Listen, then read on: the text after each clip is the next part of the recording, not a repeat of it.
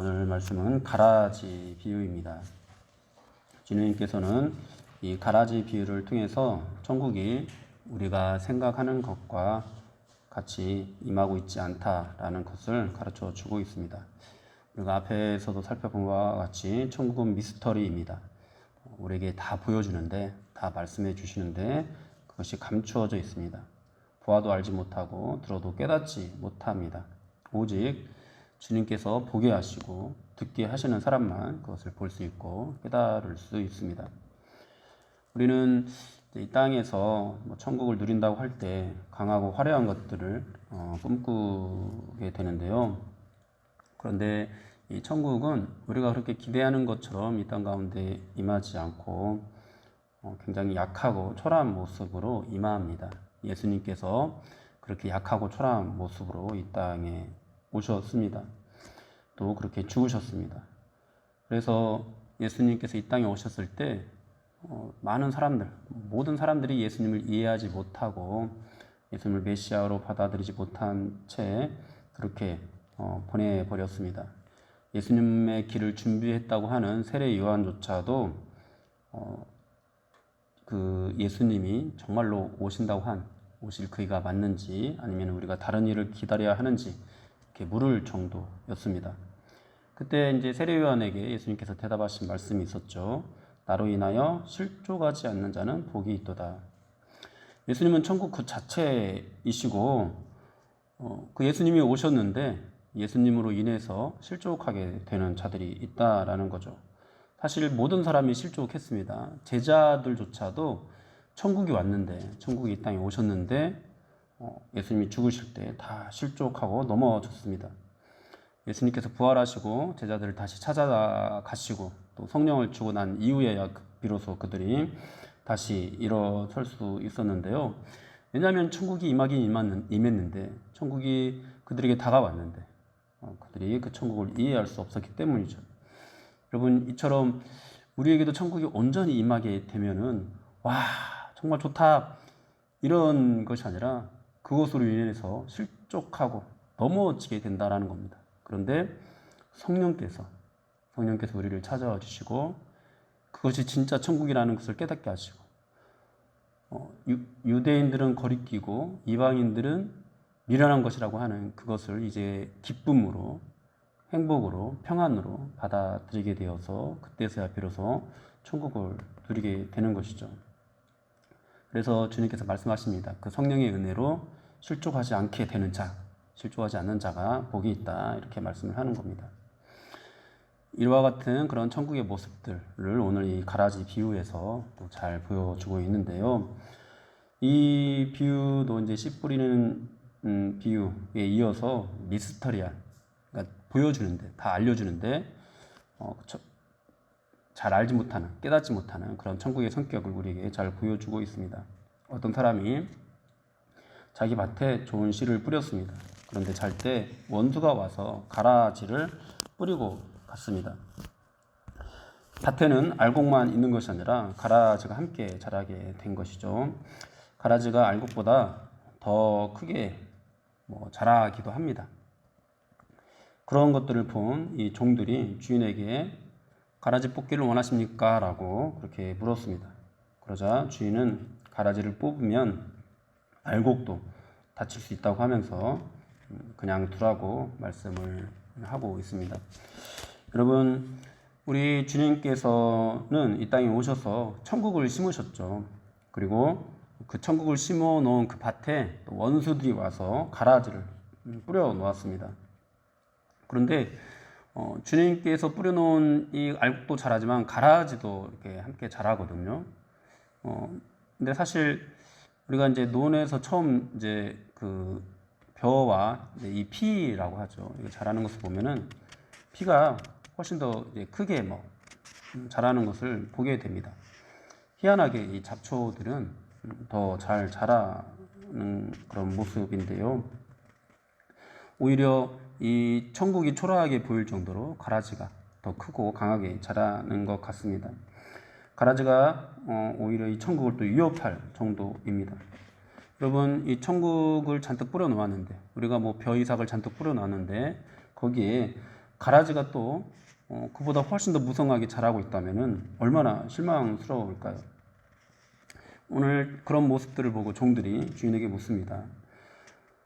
이 가라지가 어디서 생겼습니까?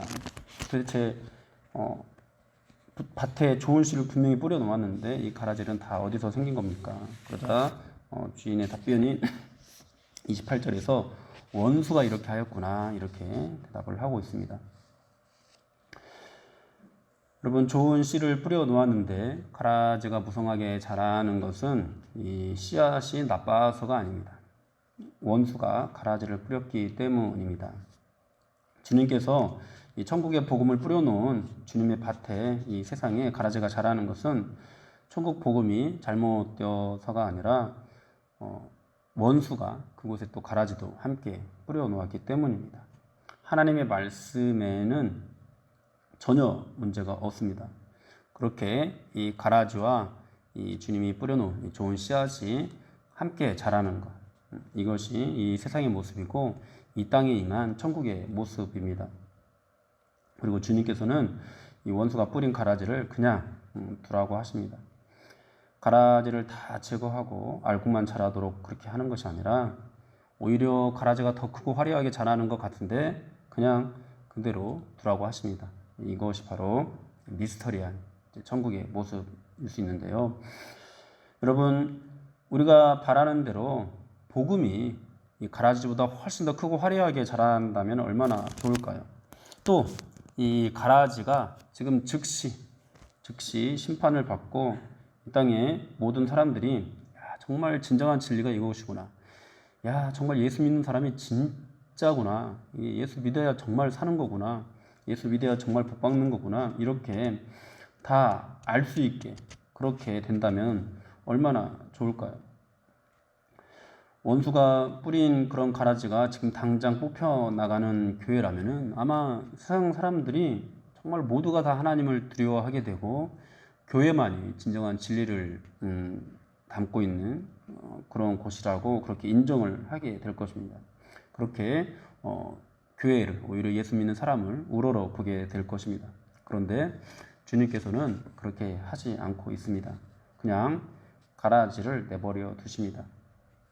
왜 그러냐고 말씀하시냐면은 가라지를 다 뽑아버리면은 지금 자라고 있는 아직 결실하지 못한 알곡들까지 함께 뽑혀져 나가기 때문이라고 하십니다. 주님을 믿는다고 하면서도 여전히 연약하고 여전히 넘어지는 저와 여러분들 같은 그런 사람들이 함께 뽑혀 나갈 수 있다고 그렇게 말씀을 하십니다. 그래서 주님께서는 모든 불의가 지금 당장 심판당하는 그런 모습으로 천국을 보여주지 않으시고 그렇게 여전히 가라지가 남아있는 그런 모습으로 천국을 우리에게 보여주고 있습니다. 여러분, 정말로 만일 하나님께서 이 가라지들 눈에 띄게만 하면 예수 제대로 안 믿는 이런 것들 정말 그냥 다 뽑아버린다면은 여러분, 우리들 중에서 살아남을 사람이 얼마나 될까요? 아직 자라지 못한, 아직 결실하지 못한 우리들까지도 그 심판 앞에서 절대로 온전하지 못할 것입니다. 그래서 주님께서는 이 세상을 그냥 알곡과 가라지가 함께 있는 상태로 그렇게 놓아두시는 것입니다. 그러면서 이제 이 비유를 36절부터는 또 이것을 해석하시는 그런 모습을 또 우리에게 보여주고 있는데요. 좋은 씨를 뿌리는 분은 이제 우리 인자 예수님이시고 밭은 이 세상이다. 좋은 씨는 이제 구원을 받은 사람들이죠. 그리고 이 가라지는 구원받지 못한 그런 사람들입니다. 사랑하는 여러분, 우리 주님께서는 지금도 이 땅에 좋은 씨앗, 즉 하나님의 거룩한 백성을 심고 있습니다. 주님께서 좋은 씨앗을 뿌리고 있다라는 것은 아직 천국의 문이 닫히지 않고 활짝 열려 있다라는 그런 뜻이기도 합니다. 아직 심판의 때가 아닌 거죠. 그래서 성경은 보라 지금은 은혜 받을 만한 때요, 보라 지금은 구원의 날이로다 이렇게 말씀을 하십니다.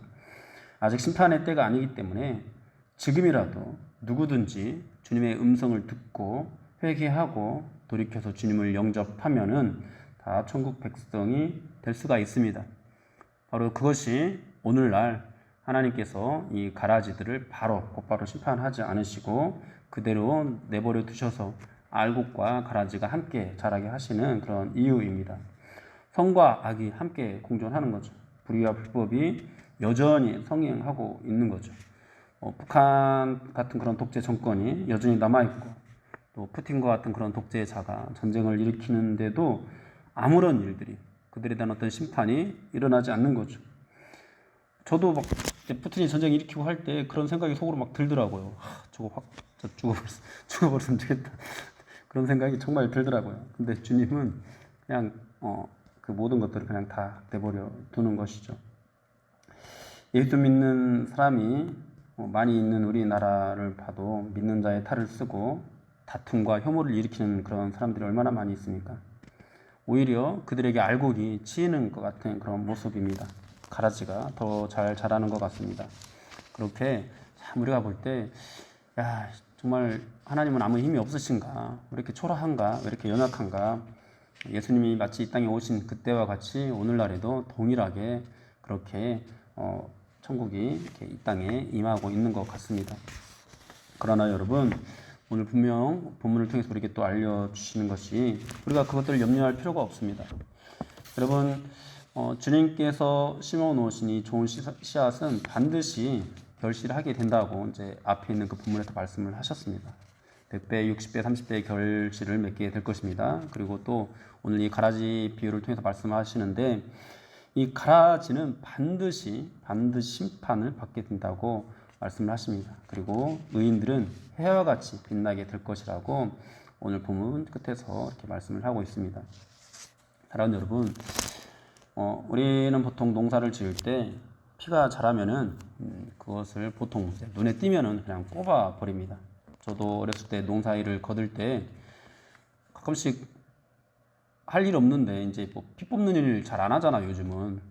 근데 할 일 없는데 굳이 일을 시켜 먹으려고 야 가서 피나 뽑아라 해가지고 눈에 가서 이제 막 피를 뽑았던 적이 있습니다. 그러면 속으로 막 그냥 불퉁거리면서 피를 막 뽑고 아니면 발로 그냥 밟아가지고 이제 논 이제 아주 묻어버리는 이제 그렇게 이제 했던 기억이 나는데, 보이면은 뭐 지나가다 이제 보이면은 보이는 대로 그냥 피를 이제 뽑더라고요.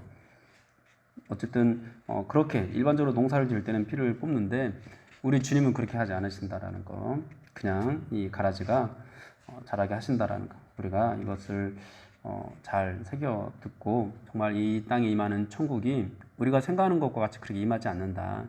우리가 생각하는 것처럼 그렇게 믿지 않는 자들에 대한, 또 제대로 믿지 않는 사람들에 대한 심판이 즉각적으로 이루지 않는다. 그리고 이것이 우리가 기억해야 되는 이 땅에 임하는 그런 천국의 비밀이다라는 것을 우리가 깨달을 수 있어야 되겠습니다. 사랑하는 여러분, 그러므로 가라지로 인해서 여러분 실망하지 마십시오. 우리가 살아가는 현실이 어렵고 힘들더라도 낙심하지 마십시오. 여러분들은 정말로 100배, 60배, 30배의 결실을 맺는 알곡들입니다. 여러분들이 결실하게 되는 날이 반드시 오고요. 또 이 가라지가 심판을 받는 날이 반드시 옵니다.